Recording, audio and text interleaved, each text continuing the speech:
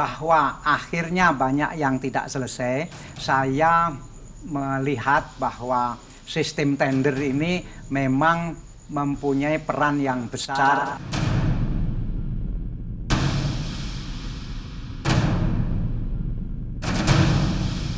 Pak SBY bagaimana Pak posisinya situ?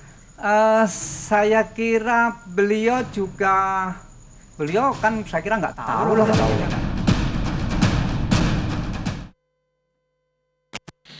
Pemirsa, kami kembali lagi bersama Pak Dahlan. Pak Dahlan, tadi kita bicara mengenai, ini kan tiba-tiba Pak Jokowi bilang bahwa dia akan membuka kembali dan menyerahkan hasil dari pemeriksaan BPK tentang 10.000 megawatt. Ini banyak orang berpikir bahwa ini mengarahnya ke Pak Dahlan dan ke Pak SBY. Ini gimana kira-kira Pak? Saya mendengar itu, tapi saya merasa tidak sedang diincar itu karena rasanya tidak ada yang terkait dengan saya. Dulu banyak proyek-proyek listrik yang mangkrak istilahnya itu sebetulnya proyek 10.000 megawatt. Nah pada zaman itu saya belum jadi dirut PLN. Memang waktu itu banyak proyek yang belum selesai, sayalah yang berusaha menyelesaikan. Ada yang selesai, tapi ada juga yang tidak. Jadi bukan saya yang menyebabkan mangkrak, memang itu sudah mangkrak. Memang ada beberapa lagi yang pada zaman saya dimulai dan juga belum selesai, tapi itu kecil-kecil dalam pengertian bukan wewenang saya. Semua itu dikerjakan oleh para manajer PLN di daerah-daerah. Jadi tidak bersinggungan dengan saya. Jadi yang besar-besar itu sebelum saya, yang kecil-kecil ketika zaman saya itu juga bukan wilayah saya, karena itu wilayahnya para general manager di daerah-daerah. Mereka lah yang melakukan tender, mereka lah yang menyatakan pemenangnya siapa, dan mereka lah yang harus mengontrol kapan selesai dan kapan tidak selesai. Bahwa akhirnya banyak yang tidak selesai, saya melihat bahwa sistem tender ini memang mempunyai peran yang besar untuk proyek-proyek yang tidak terlaksana itu. Karena waktu tender itu mereka banting-bantingan harga. Dan teman-teman di daerah-daerah itu tidak berani memilih yang harganya tidak paling murah. Harus memilih yang paling murah. Karena kalau tidak nanti jadi masalah. Sebetulnya mungkin ada juga keraguan bahwa ini nanti kok murah sekali ya dia nawar. Nanti bisa jadi nggak ini? Begitu. Sebetulnya ada pertanyaan-pertanyaan seperti itu. Tapi kalau nggak memenangkan dia juga risiko. Jangan-jangan nanti diadukan ke kejaksaan dan seterusnya, bisa jadi masalah. Karena itu setelah pemenang-pemenang itu oleh teman-teman di daerah-daerah itu dipilih, inilah pemenangnya, penawar yang terendah. Maka para pemenang itu tentu akan kesulitan mencari kredit ke bank. Karena bank tahu menghitung kalau dia menang tender dengan harga sekian, itu cukup gak untuk mengembalikan utang.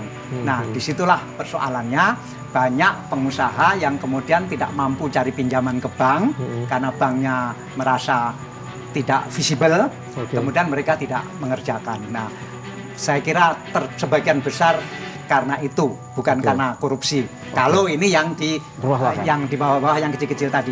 Tapi kalau yang 10.000 megawatt yang dulu saya tidak tahu ada korupsi atau tidak di dalam, karena waktu saya jadi dirut PLN, yang penting saya menyelesaikan ini. Bahwa kemudian ada 1-2 yang tidak selesai, tapi kan mangkraknya memang sudah lama. Itu Pak SBY bagaimana Pak posisinya situ?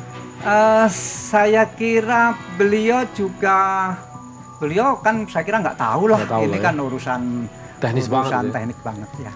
Nah ini Pak mengenai listrik, saya jadi teringat nih mengenai inovasi listrik yang dilakukan oleh kawan-kawan seperti Dasep dan kawan-kawan. Dan dulu itu Dasep teman Anda ya? Teman saya Pak, teman ITB kami Pak. Alumni itu. Nah itu kami merasakan ada gairah besar di kawan-kawan ketika Pak Dahlan itu mulai memberikan ruang kepada kawan-kawan itu untuk mengembangkan namanya mobil listrik. Yang dulu itu begitu seperti haram, bagi kawan-kawan itu gigi terbuka. Dan ada harapan besar ini Indonesia bakal bisa maju nih untuk mengembangkan inovasi-inovasi. Nah ini prosesnya, tapi kemarin akhirnya Pak Dasep juga jadi saya prihatin sekali itu. Tetapi ide ini tidak akan mati. Saya baru saja terima undangan untuk pergi ke Bandung karena teman-teman mahasiswa se-Indonesia lagi berlomba di Bandung masalah mobil listrik ini hari Sabtu depan. Tetapi ya saya tidak mungkin bisa hadir, tapi mereka sebetulnya sangat berharap kami hadir. Mereka mengirim SMS ke saya, Pak Dahlan boleh dihambat, Pak Dahlan boleh dipersoalkan, tetapi ide Pak Dahlan mengenai mobil listrik ini tidak akan ada yang bisa membunuh. Mereka bilang begitu, dan mereka terus bergairah untuk berkarya di bidang itu.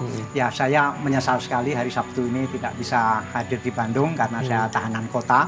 Artinya tidak bisa keluar dari Surabaya, tetapi saya terus berdoa agar teman-teman ini terus mengembangkan mobil listrik, karena apapun minyak ini masa depannya kan suram.